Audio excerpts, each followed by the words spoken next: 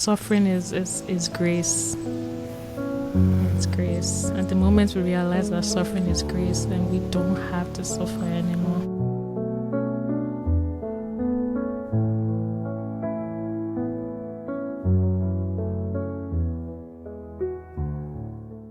Okay. All right, let's, so we're going to go into this presence through movement, and you're not going to see, all of us, which is fine. That's the limitations of my recording non-studio here. So, well, let's stand, and let's take a conscious breath. Look around the room and start to bring in our awareness into our wrists. Okay. And start to twirl our wrists. Notice the energy that flows through them. Good. Start to shake out the arms. Good. Okay. Start to shake out the arms. Just like you would see Lyra doing. A puppy shaking themselves out. There's this wisdom in the animal kingdom that shakes out any excess energy, any negative energy. Okay, let's start to now do some calf raises. Good. Notice the increased energy flowing through the body.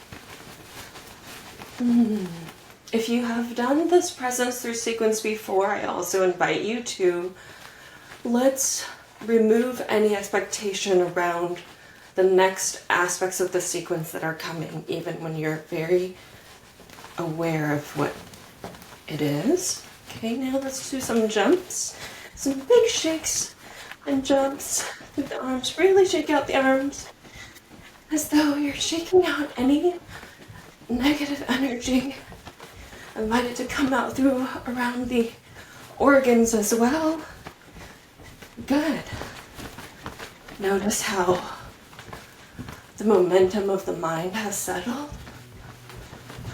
Good. Okay. Keep going. Really good. And some more here. Really good. And just feel this increased energy flowing through the body. Excellent. Good. Okay. So good.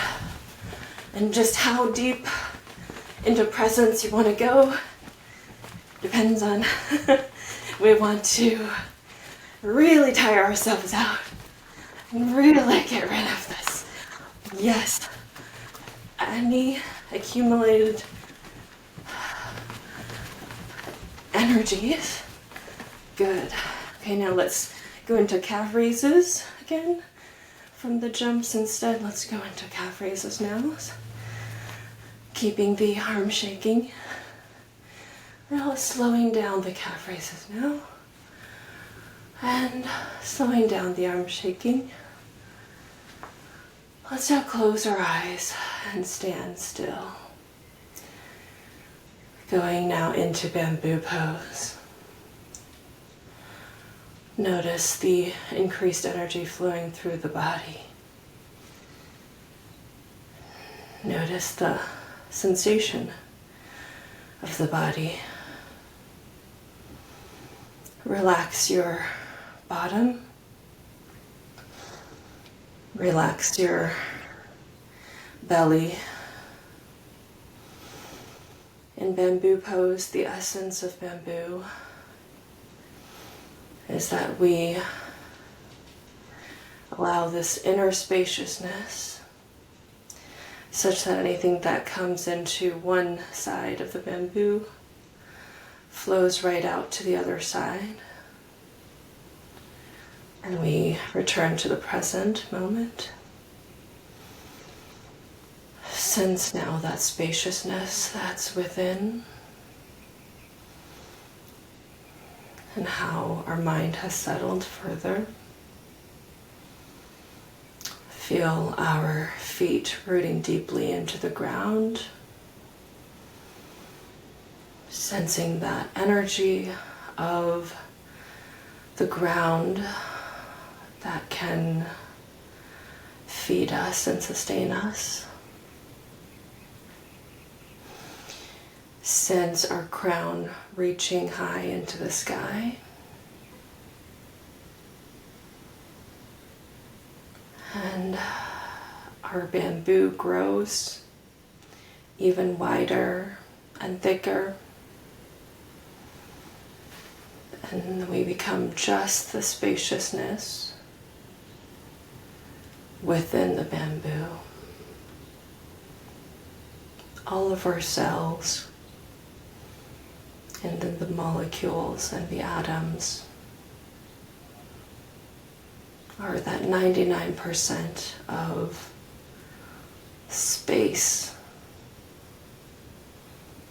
of that no thingness. Tune into the depth of that space and access universal wisdom in the unmanifested. And now let's have a seat and keep our eyes closed if you're able to do so. Otherwise, have a seat and close your eyes. And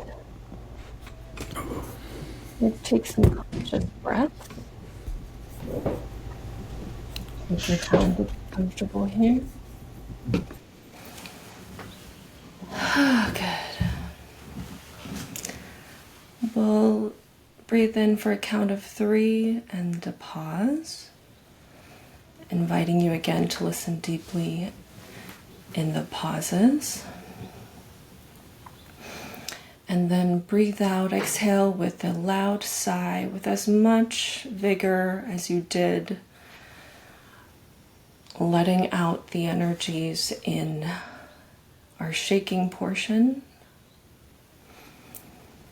So let's breathe in 1, 2, 3, pause, and out.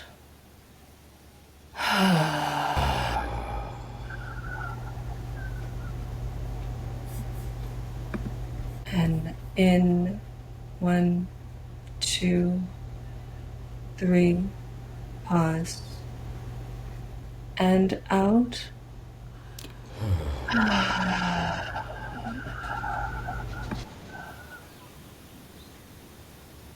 And in 1, 2, 3, pause,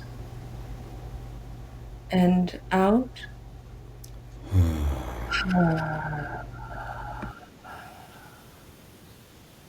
And in 1, 2, 3, pause, and out.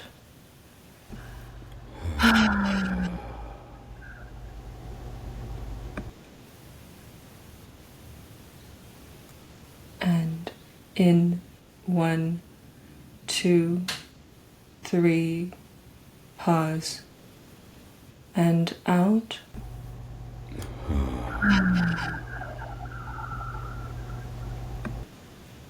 And in 1, 2, 3, big sigh out.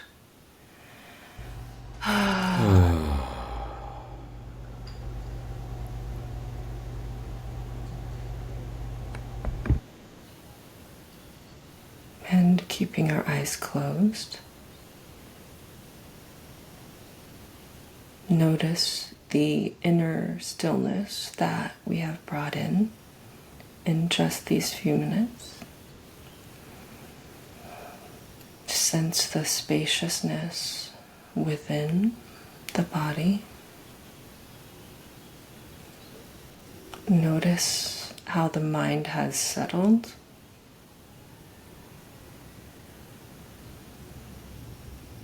We have been replenished by accessing Source. Let's go ahead and send some loving awareness energy toward our loved ones near and far.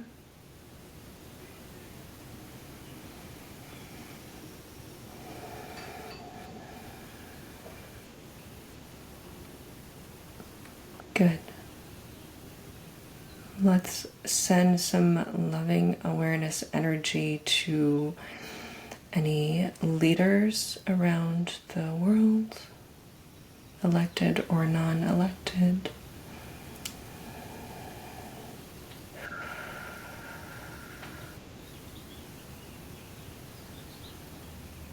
Let's send some loving awareness energy to ourself at a time and point where we could really use it.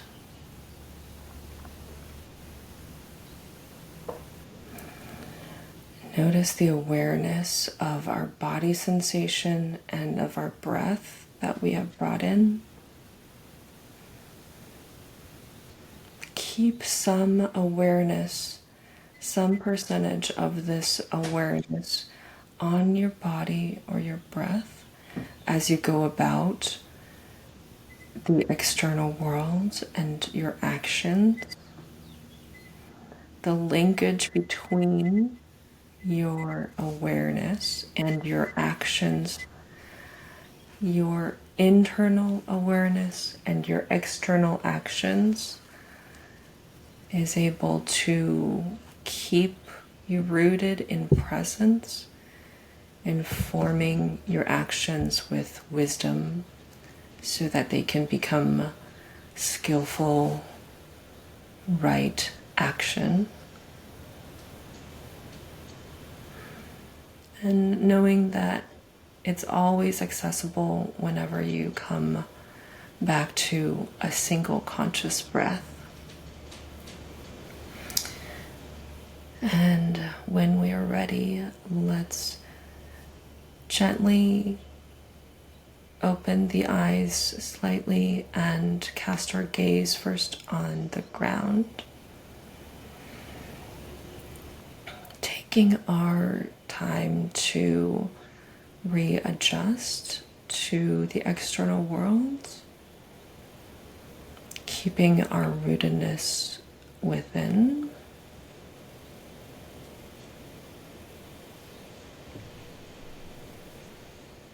Who would like to share first? It can be on any topic. I think you can go first, Yiting. It's a lot of pressure. Okay, I just with the presence and movement. Okay, so this was on what led me to the connection with you guys in the presence experiment. So one day I knew I could not do the work on conscious investing that I had been doing any longer. There were two mandates that arose within me, stopping me from doing what I had done previously. This is how it comes, as pushes and pulls within. Sometimes subtle, sometimes like a wave crashing down. And we are always receiving it. We are always receiving the guidance. It just depends on how tuned in we are to the listening. Then within the span of 2 weeks, as I took imperfect action, one friend and then another reached out and shared that they were wanting to step forward into the presence midwifing work as well, helping to birth the new earth.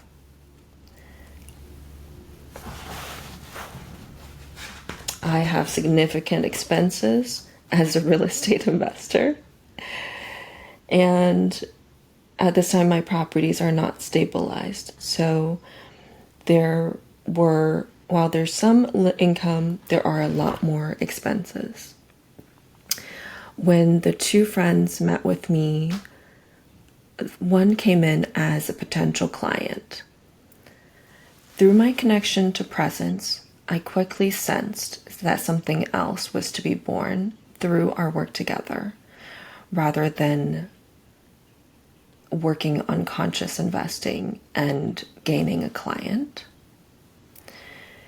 If I had been wedded to the role of conscious investing mentor, I may not have allowed the space to usher in the new powerful entity that wanted to be created through our gathering.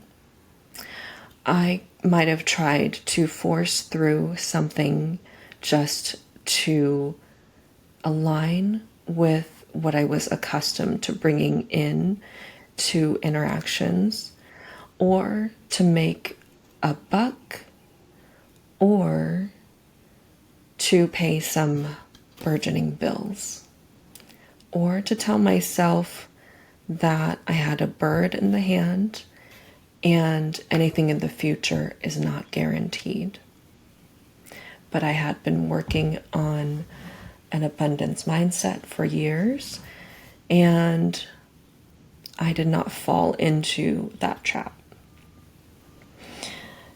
There are a million reasons why your mind can convince you to act out in a way that is not ultimately aligned with what universal presence wants to create through you. Your outer purpose is that step which you are taking in this moment. Merge with this step deeply, and your actions, whatever they are, become of a higher quality. Take pause to see which way guidance leads you, whether it's to continue in your action, pause the action, stop it altogether, or take an action that had never previously occurred to you. That is until you paused enough to allow wisdom to enter and guide you. We are creating the new earth together, you and I, at each step. It's that you and I are the same, one consciousness experiencing itself as different forms, disguised as different beings. The systems, communities that we allow the source to create, when we as egos get out of the way, are wise and sustainable. Have no attachment to what gets created, as all is transient, impermanent, and at some point can be welcomed in their dissolution as something more appropriate for the moment gets created instead. A teacher and friend said, the purpose of an enlightened military, for example, is to make itself irrelevant. As this is created, just so as this is being created, we will sow within it the seeds of its own dissolution, as it brings us to a new earth where there is no longer any need for it at all.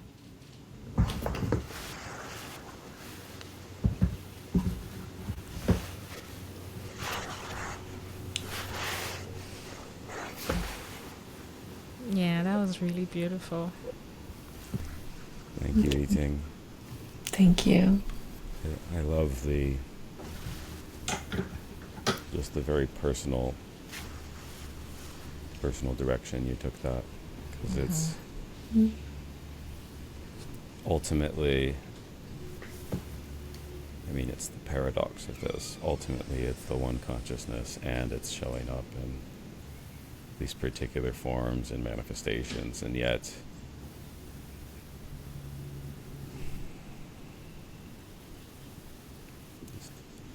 the three of us finding our way to each other in this way, given the kind of circuitous route, our friendship and our connection is taken. It's just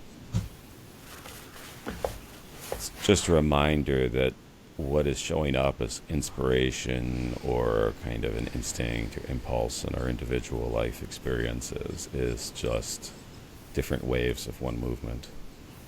Mm. You know. Yeah. Thanks.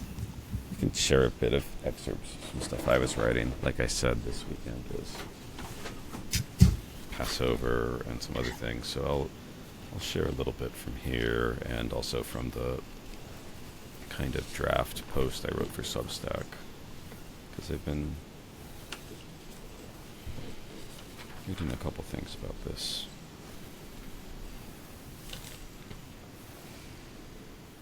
Ted, your volume is slightly low at times. Is that better? Yes, yes. Okay. Yes. Just to recap, my microphone stand snapped this morning as I was getting it ready. So I am hand holding. Literal hand holding. And it's a good reminder that actually ultimately the universe is hand holding me too. Lyra says that she wants to share her writing. Lyra! Would you like to share about the presence What experiment? did you write for us? Oh. Lyra.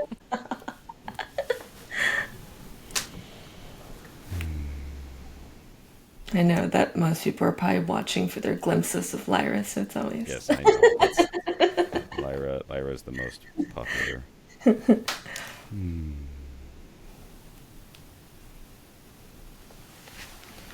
Well, I wrote this a few days ago, actually, and there's a couple quotes in here. You are, the vanguard of this new consciousness. You are the frequency holders. Now is our time to bring forth into the world a new way of seeing and of being. And again, here I was just kind of emphasizing this bit about that I think gave rise to some of what we're doing here, which is that we're not all called to be kind of the more monastic or ascetic style or just kind of reserved style way of being in presence, like Eckhart or some teachers or whatever. That is beautiful, but how do we practice this really in our lives? So this is what kind of came out last night. Can presence really change the world? Or is this just, is this just a theory? Is the new earth fantasy? Or is it here and now? A latent reality in our hearts waiting for expression. We are a group of beings who will put this to the test. As individuals, we are not special. We have no special background or expertise in presence. I mean, some of us have done courses and things, but we have not spent decades in meditation halls, nor have we achieved some great and wondrous sense of ourselves through intense spiritual practice. We are ordinary, and like you, as such, we cannot give you anything you do not already have, nor can we impart some great esoteric and inscrutable knowledge upon you. Right? And then I was very tired, so I kind of made some bullet points after that. But what I'm emphasizing here is that we're people who have been deeply touched by this practice, and I don't even want to call it a practice, this insight, this understanding. And came together recently because we all felt called in our own ways to step out of a kind of previous conditioned way of life into the unknown, of saying really deeply, how do we bring this into this moment? Because the world as it is clearly calling us to change, right? I mean, the world will be okay, but humanity, human beings, we are at an inflection point of we either evolve or we pass off the scene. Ultimately, neither of those is a problem. But we don't want to give up on bringing the new earth consciousness in without at least trying and showing up and seeing how do we how does this really work in our own messy human lives? I'm deeply reminded of when Baba asked the question at the retreat in 2022 of Eckhart, right? How do you make wise technology? And Eckhart said, I don't know. Because that's not his field. That's not his expertise. But he said, but you will know. And I think that's really what this is about, right? It's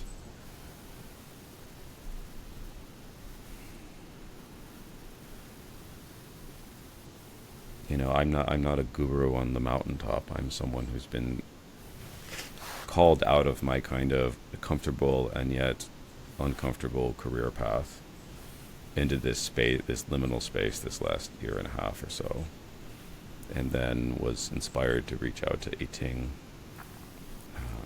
the last few months, seeing just the immense weight of this moment in the world, right? How do we approach this without reverting back to the old consciousness? Because it is so tempting. When things are difficult, the mind can come in and say, okay, we don't have time for this, presence mumbo jumbo. Yes. We need to revert to the old reptile brain. That will solve it. Not recognizing that that's exactly what is at the root of the problem.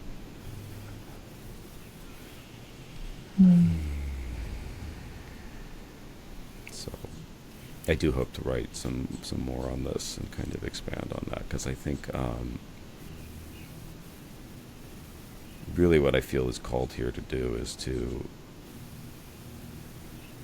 so much of what this needs to be is to be undoing, right? There is an absolute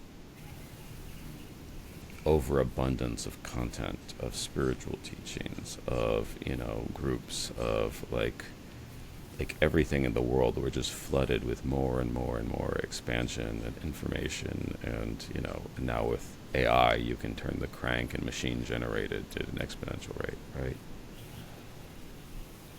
But how do we step out of that mode of consciousness that's obsessed with expansion and with more and with better, and just into the simplicity of the moment together? And yet do it in a way that's still engaged. And joyful. Exactly. Beautiful. Thank you, Ted. Thank you, Ted.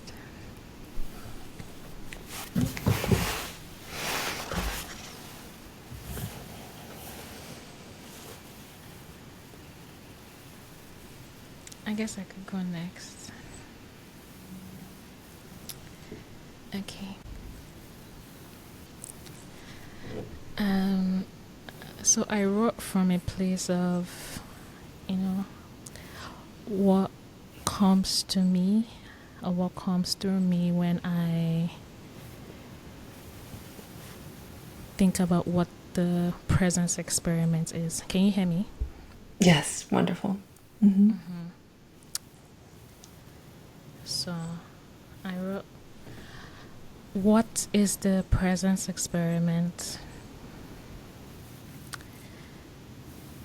The presence experiment arose very simply and naturally. It wasn't something we sat down to plan or strategize. It came as a quiet but clear calling shared amongst friends who got connected through the teachings of Eckhart Tolle. What we felt and what we continue to feel is a deep need in the world right now. A need to awaken.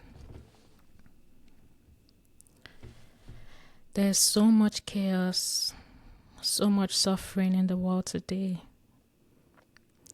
And yet, within that, there's also an invitation. An invitation to return to stillness.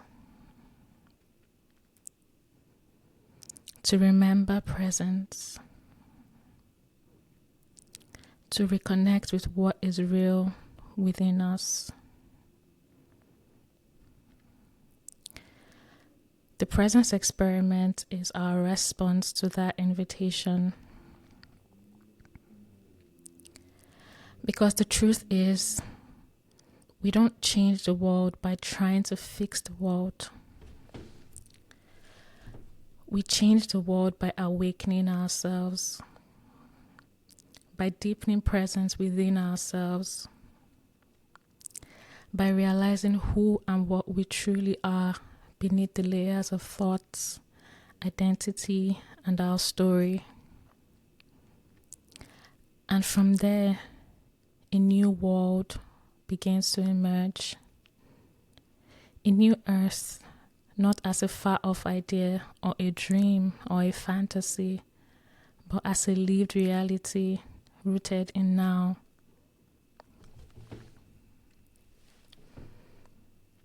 This experiment is a journey inward. It's a calling to stillness, a return to being. It is an invitation to discover the beauty that already lives inside us and inside each and every being. It's about uncovering the deeper purpose behind why we are here on this planet. Not just as people trying to get by each day, but as expressions of life itself, waking up to itself.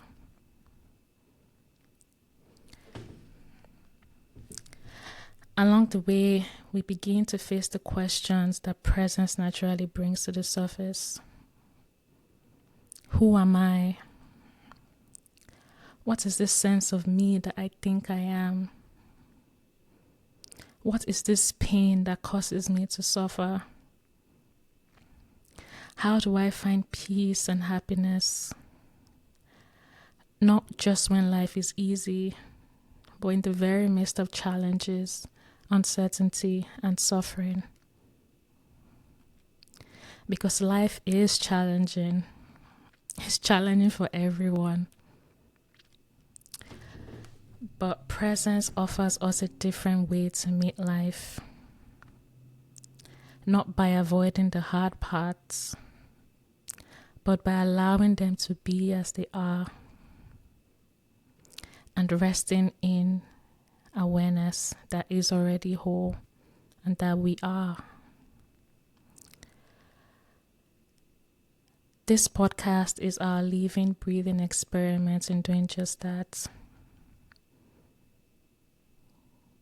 Together, we explore how to apply presence, not just in meditation, not just by sitting and being, but in the messiness of our daily lives, in parenting, in work, in conflict, in love, in creativity. It's not about being perfect, but it's about remembering again and again the peace that is always here and now,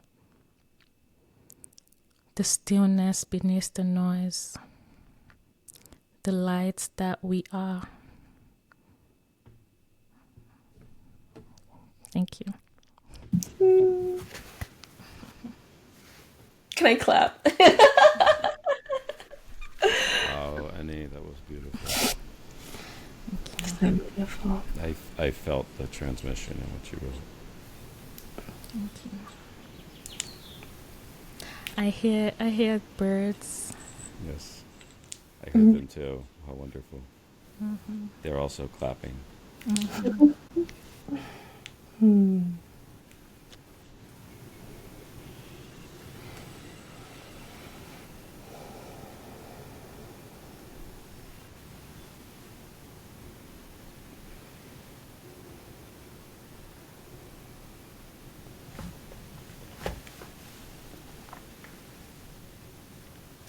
It's an interesting thing. How does one talk about stillness? Yet somehow you just did it.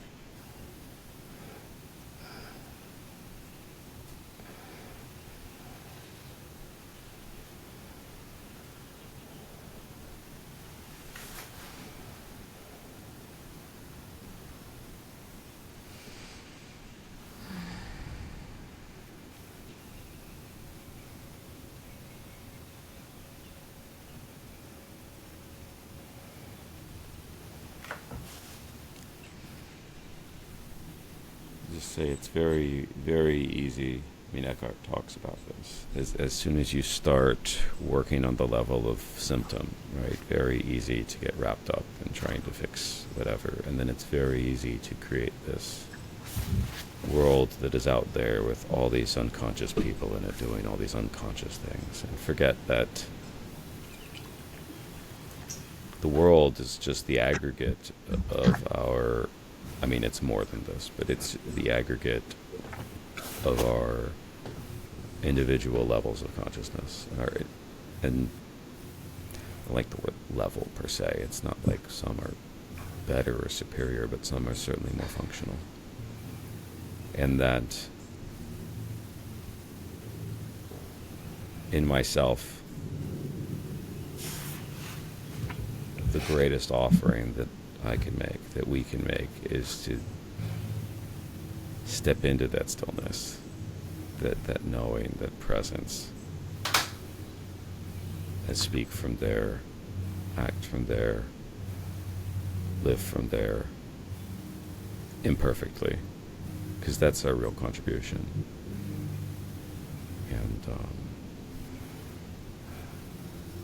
so I think if on this podcast we speak more slowly, we say the same thing over and over again, which I know many people can make that criticism of Eckhart if they haven't really gotten what he's saying. It's because our objective is not to offer more content or knowledge. I mean, there will be times when there will be new information or expertise or whatever shared, but the highest goal is from where is it shared.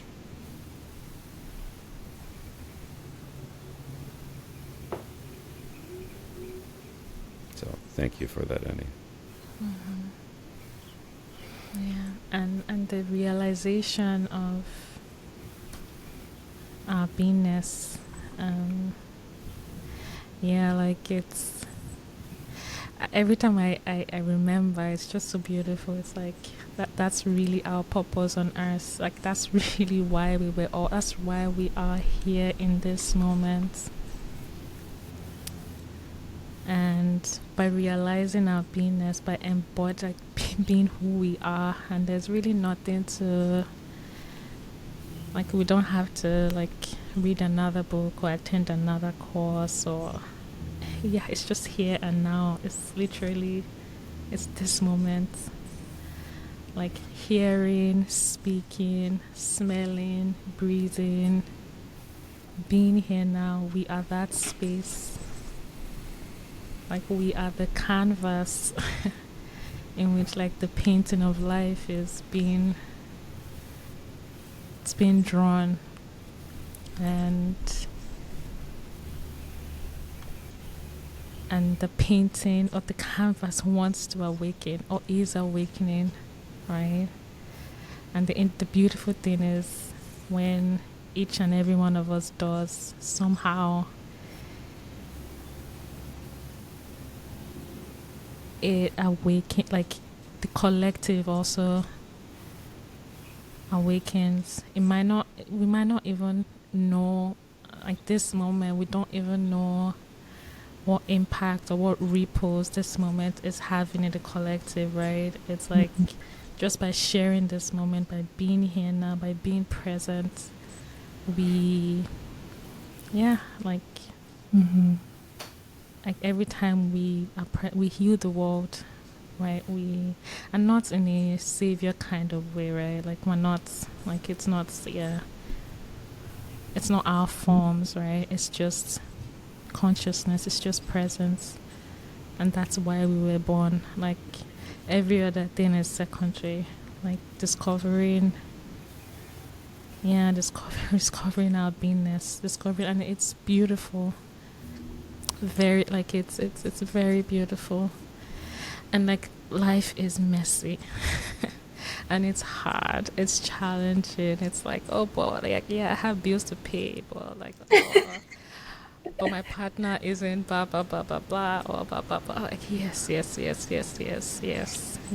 but that's the point, to use all these things, you know, like to use all these things to come back to now. Yeah. And yeah, suffering is grace. It's grace. At the moment we realize that suffering is grace, then we don't have to suffer anymore.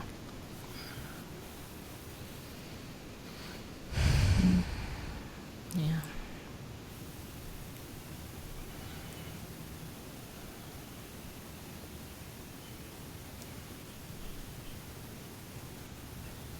And sometimes it can feel like, gosh, life, do I really need this much grace? Yeah.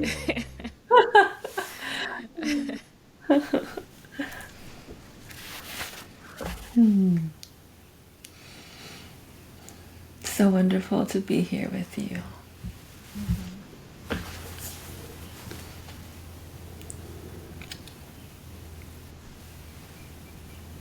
So something that's coming up for me is just all the ways that the mind makes excuses to avoid the simplicity of presence.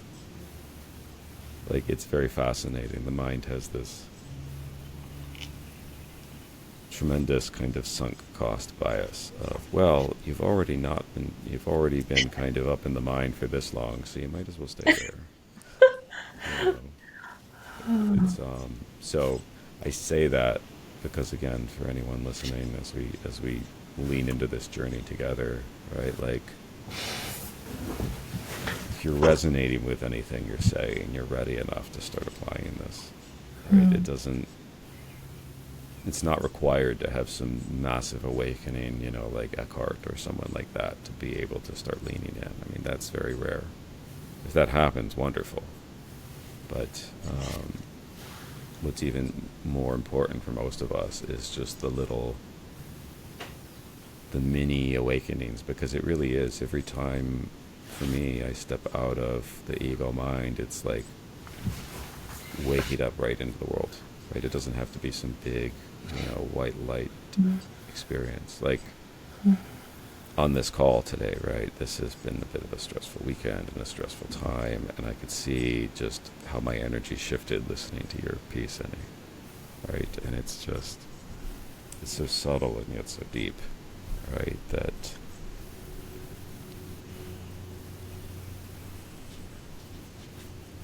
the mind and its kind of compulsive striving and comparing and all this and that, like it's a very human thing. And so just, I think, so important to meet that with compassion, because otherwise the mind will just say, just throw in the towel, you're no good at this. Which is hilarious, because how could you be bad at being what you already and always were?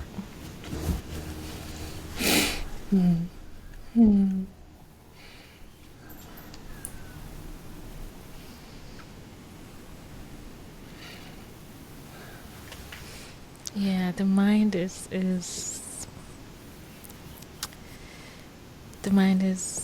amazing. And it's also very subtle, right? Because like when thoughts go through, when the waves of thoughts come, like a lot of times it feels like me, right? It feels like I'm the one thinking this thought. Like, what do you mean by like? Yeah, like I did that, or this person did that to me, or I'm going through a tough time, or anyways, whatever the mind says, right? And it feels so real, right? It convinces us that this is real. Like, yeah, presence is. It sounds good, like it sounds nice when you hear it, but like like who I am is like this thing, and the trick is not to even fight that or even oppose that, right? It's just to be aware. And I think that's what you pointed, like just even the awareness is a huge step. It's like, yeah, just being aware, just saying, okay, like this is what's being said now in my mind, right? and then it passes, and then something else comes, and then it passes. And the more we are aware, somehow it just, we start to create that space between like our thoughts, our mind, and like who we really are, like the space that we really are. And it's very subtle, like it's like if you blink you miss it. And it's ordinary, like it's not exactly, it's not like it's super white light, because when you think of like enlightenment, or you think, oh, like for me, like exactly, I don't know if anyone has been on like a nice psychedelic, maybe mushrooms. I've been on mushrooms, and like it was, wow, it was like very hard to even describe. It's like I saw, it was exotic, basically, very exotic, right? Very, very exotic, right? And that's kind of what. And then after that, I imagined that, oh, enlightenment should be that, right? It should be that same experience. But like, I think realizing that, oh no, it's just now, it's just, it's boring, it's plain. It's just, it's nothing, right? Even that experience I had during it, like the psychedelic experience, is not even it. That's also a painting on the canvas. But the canvas itself, which is presence, is nothing. It's just empty space. Yeah. Yeah, and and it's also beautiful. It's beautiful to be a human being and to experience, and like experience our egos and who we think we are. And yeah, it's I don't know, like I'm just always in awe about the universe and consciousness, and like why, or like how all of this, what, we're literally on a floating rock in space, right? Like like right now, three forms are speaking to one another in different locations in time and space, and like this is magic, right? And any other form who listens to this is also here and now with us, right, in another dimension in time and space. And all of that is possible because of presence, because of this now, this moment, this nothingness. Yeah.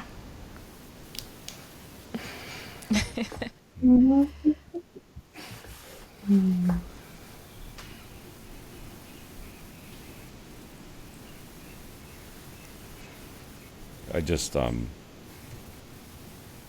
love what you said about that presence is, it's not, I mean, in one sense, it is special because we look past it, but it's really not. It's just what we already and always were.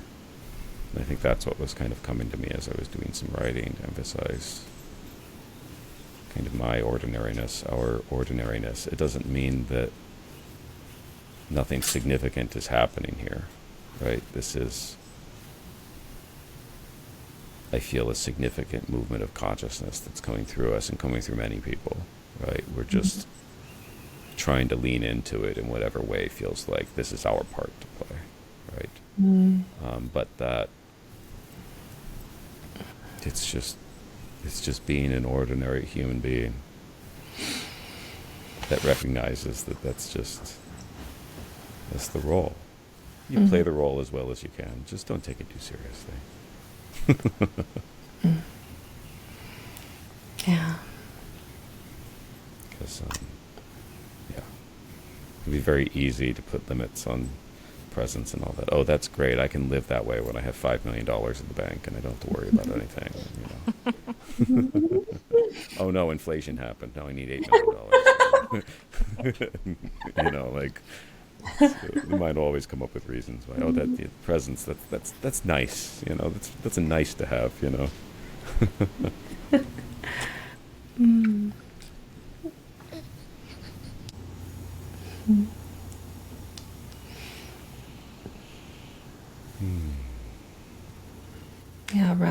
world, there's a lot of people that are sort of, just going through so much suffering in different ways. And then closer to home, like in the US, people are starting to sense like what is the possibility of living in a non-safe country,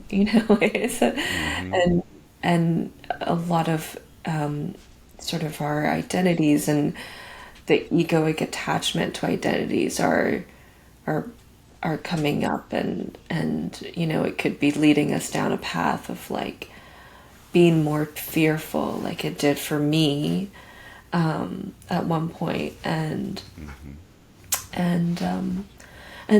other people, segments of the population in the U.S. are actually awakening out of some mind stories. At the same time, other people that didn't have that same mind story are like, well, that's kind of like BS. Why you hadn't, why did you have that mind story all along? And creating even more separation, even as those people are starting to awaken instead of welcoming them, right? So I had, kind of a lot of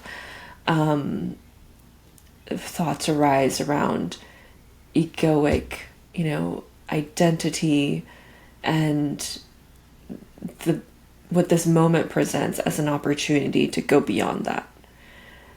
And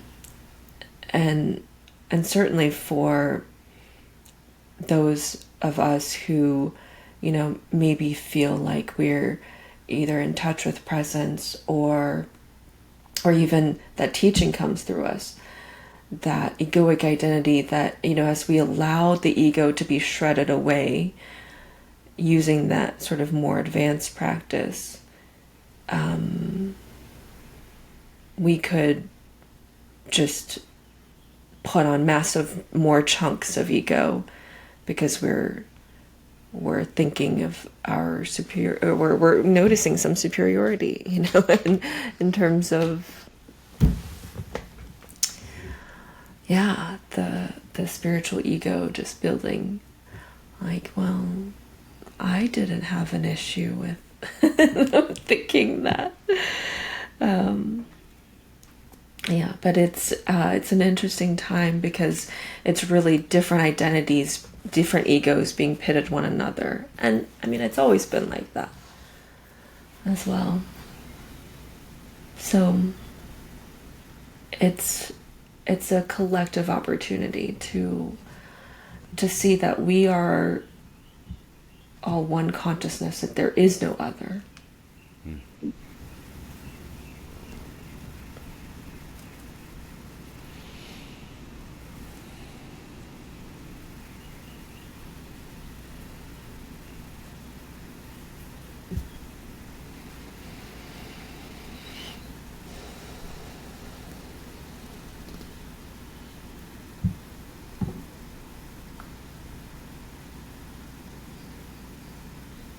There is no other.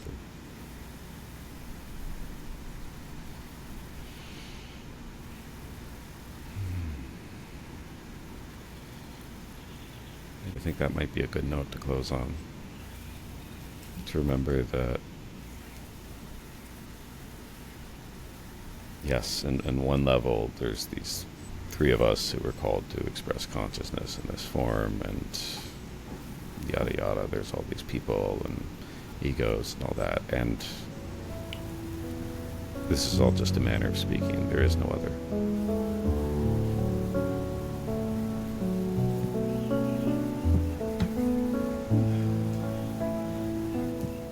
Thank you guys so much for being in presence together.